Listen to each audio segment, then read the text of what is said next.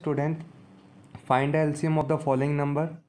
ये given number है 9 and 4, 12 and 5, 6 and 5, 15 and 4। LCM निकालना है, लघुत्तम निकालना है। Observe a common property in the optimal LCM, है ना। हमें ऑब्जर्व करनी है कॉमन प्रॉपर्टी जो इनके एलसीएम निकालने में हमने यूज़ में ली है। Is LCM is the product of two number in each case. कह रहे हैं कि दोनों नंबर का प्रोडक्ट के बराबर ही एलसीएम आ रहा है। और फिर एक और आंसर देना है, इज एलसीएम मल्टीपल ऑफ 3। और क्या एलसीएम जो आ रहा है वो 3 का मल्टीपल भी है। ठीक है, तो आइए फाइंड करते हैं इसका सॉल्यूशन। क्वेश्चन नंबर 10th का सबसे पहले क्या करना है बच्चों, सबसे पहले एलसीएम निकालना है। फर्स्ट क्वेश्चन ले लेते हैं 9 और 4।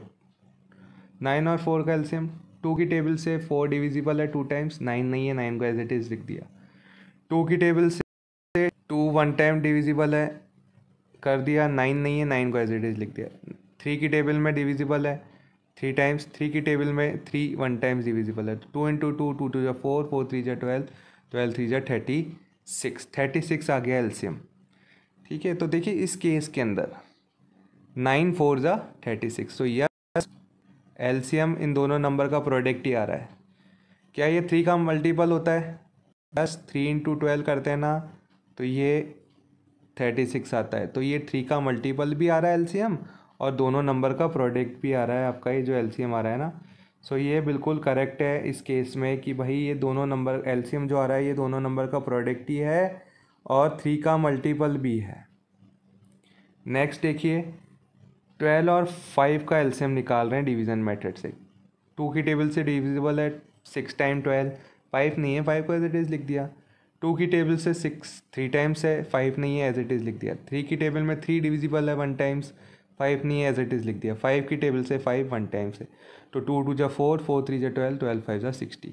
अब देखिए 12 इंटू 5 60, यस प्रोडक्ट आ रहा है इन दोनों नंबर का। एलसीएम किसके बराबर आ रहा है? इन दोनों नंबर के प्रोडक्ट के। और 60 3 का मल्टीपल है, 3 इंटू 20 करते हैं जब आता है आपका 60, तो ये 3 का मल्टीपल भी है। तो इस केस में भी ये आपके है ना ट्रू हो गया कि ये दोनों नंबर का प्रोडक्ट के बराबर ही एलसीएम आ रहा है, और जो एलसीएम आ रहा है वो 3 का मल्टीपल भी है। ठीक है, सो अब नेक्स्ट देखिए 6 एंड 5 का एलसीएम निकालना है।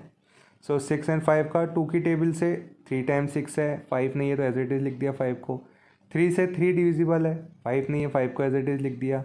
5 से 5 डिविजिबल है 1 टाइम्स, है ना। तो 2 इंटू 3 6, 6 5 जा 30 आपका एलसीएम आ गया, है ना। अब देखिए 6 और 5 आपका नंबर था, 6 5 जा 30, यस एलसीएम इन दोनों नंबर के प्रोडक्ट के इक्वल है और 3 का मल्टीपल भी है, तो इस केस में भी ट्रू होगी ये बात।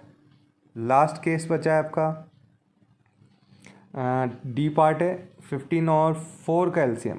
2 की टेबल से 4 2 टाइम्स कर दिया, 2 की टेबल से 2 1 टाइम्स कर दिया, 15 को एज इट इज़ लिख दिया। 3 की टेबल में 15 5 टाइम्स, 5 की टेबल से 5, तो 2 2 जा 4, 4 3 जा 12, 12 5 जा 60 एलसीएम आ गया।